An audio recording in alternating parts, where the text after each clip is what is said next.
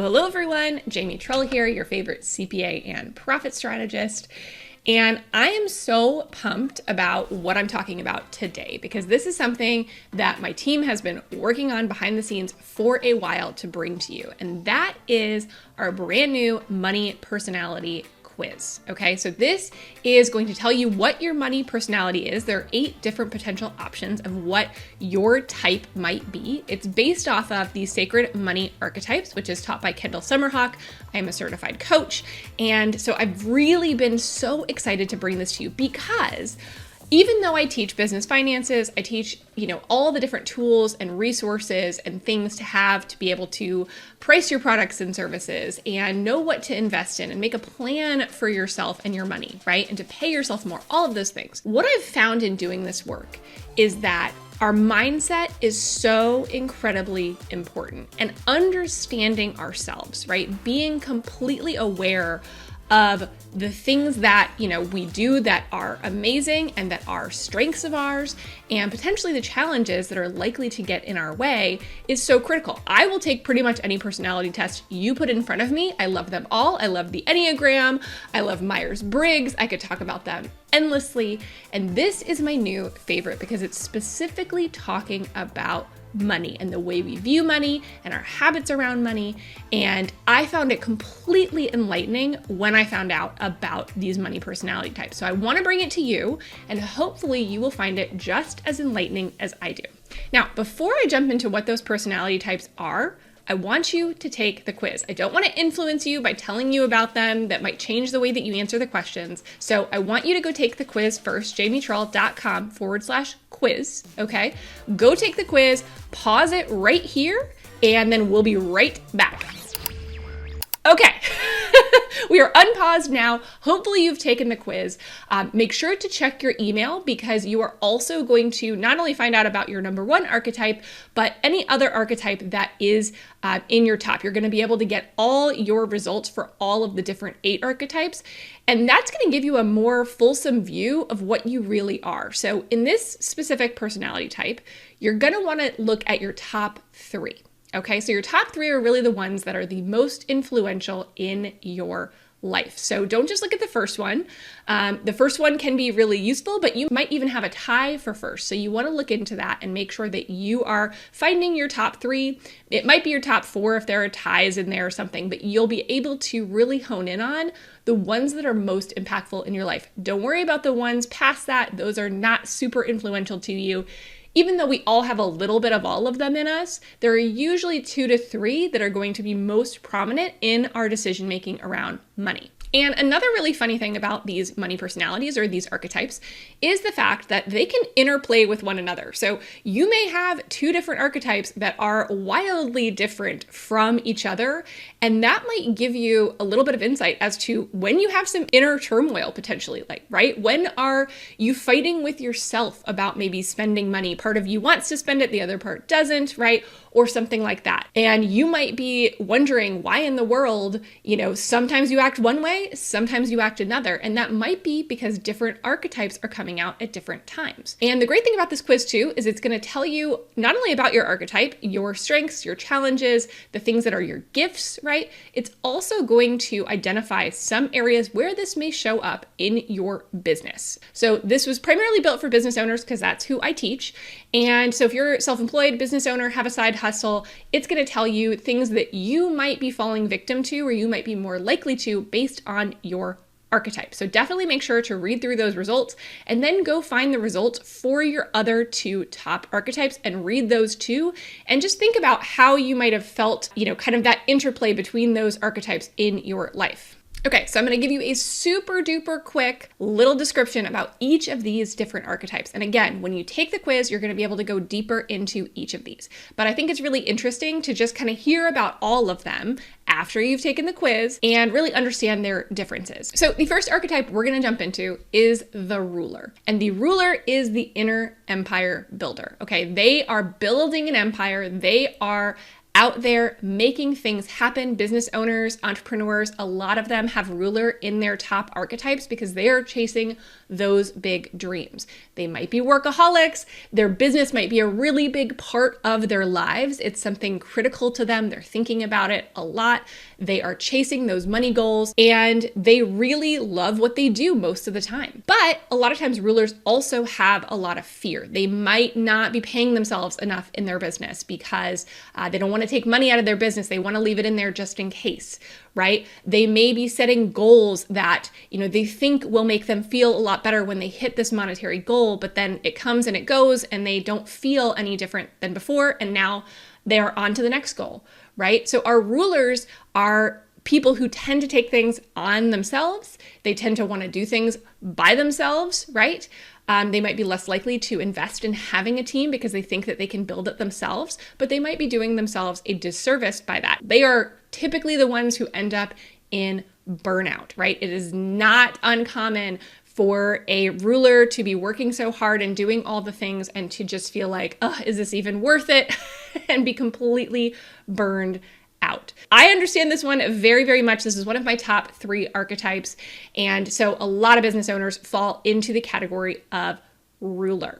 So if this is you, make sure to go check out the quiz. It's going to give you some next steps, some things you might want to do and focus on if you are a ruler so that you can really step into the things that are great about being a ruler, the things that are your gifts, and really just watch out for your challenges. That's the goal with all of this, is to be aware of, okay, these are the things that I tend to do when it comes to money. This is the lens I tend to look through. And how can I make sure that most of the time I'm leaning into my gifts and away from my challenges? There's no archetype that is better or worse. We're probably going to have, as I go through these archetypes, you may have visceral reactions to ones that, maybe are very different than you. And you might think, I'm so glad I'm not that archetype, or, I wish I was that archetype, right? You may have those feelings, but know that there is not one that is more successful. There is not one that has better traits that is going to be able to make more money. It's really about leaning into those gifts. We all have the ability to be successful. It's just the self-awareness can help get us there. Okay, so the next archetype we're going to touch on is the nurturer. And the nurturers are our generous people. They lead with their heart. They love to give. That is something really important to them. It is all about what they can give back to people. And they may even have really good money habits, but at the end of the day, they may have some issues also with boundaries around money. Right? So they may give away to other people more than they should and not put those boundaries in place for themselves to make sure that they are financially protected. And so that's a really key thing with nurturers, is to be aware and to put those boundaries in place so that you can still continue to be giving and amazing, but not enabling people, and making sure that you are also staying financially healthy and secure. And one thing I find a lot with nurturers in the business world is nurturers tend to have trouble really charging what their products and services are worth, right? They tend to undercharge. They have trouble raising prices. They're always worried about what people are going to think or if they can afford it. And at the end of the day, nurturers really need to understand how to do the math on what those prices need to be in order to sustain themselves as well, right? The point is to run a business that is sustainable, that will last, that is profitable, that pays you what you deserve to be paid. And so our nurturers really have to remember that when it comes time to price their products and services. Okay, the next archetype is the accumulator. And y'all can guess this is my number 1 archetype. The accumulator is all about, you guessed it, accumulating. The accumulator is really trying to think about how to make more money, how to keep more money. Our accumulators are great with money. They have great money habits. They are paying tons of attention to their money, and their money is probably growing. It's probably working. They are more excited oftentimes to save money than they are to spend money, which is great. But on the flip side, our accumulators can sometimes get a little stingy. So maybe you even have the reputation in your friend group of being a little cheap sometimes, right? Maybe just, I like the word thrifty personally. I love a good deal as an accumulator. We will shop around for that good deal. We're always wanting to feel like we're getting the best deal possible. So I love accumulators. Accumulators, again, they have my heart because that's me. A lot of my accountant friends are also accumulators, right? Totally makes sense. But there are some things we need to watch out for, right? So accumulators, especially in business, have trouble investing in their business to grow it. There's a lot of worry about what if I need this? They might try to hoard money because they don't know if they're going to need it in the future. They may be less generous than they really want to be or than their heart tells them that they really want to be because they're worried about the what ifs. There's a lot of fear behind that accumulation, okay? So that's where it's really important to be aware of that and to remember the fact that when you invest back into your business, when you give generously, right? Like those things have value as well. And especially when you're reinvesting back in your business, you can make more money over time. So accumulators kind of hate risk and we avoid it at all costs. And so that's something that we need to get a little bit more comfortable with measured risks if you're an accumulator. Okay, so moving on to the next archetype, talking about accumulator, and accumulator is the inner banker, and risk, right? Now it's time to talk about the Maverick, which is the rebel with a cause. This is my third top archetype. And our Mavericks love risk. They have no problem with risk. They are always looking at money like a game. How can I make more money? They might be looking for the next way, the next big thing, right? They probably don't care a ton about what other people think. They're kind of a rebel. They're kind of doing things their own way. They're making a new way, right? Like they like to really break down barriers. And Mavericks are just kind of like, let's go.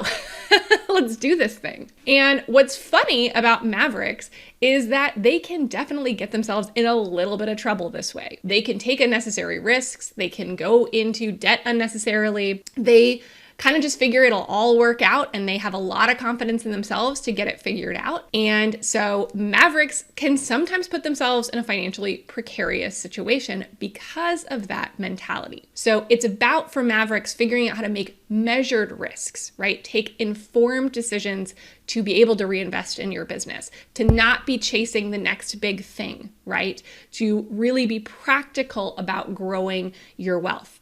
And what's funny is you can tell when I talked about, sometimes the interchange between these different archetypes. I'm an accumulator and a Maverick. Just think about that. Most of the time, I want to save all my money, I'm hoarding, but sometimes I'm in the mood to just bet it all on black.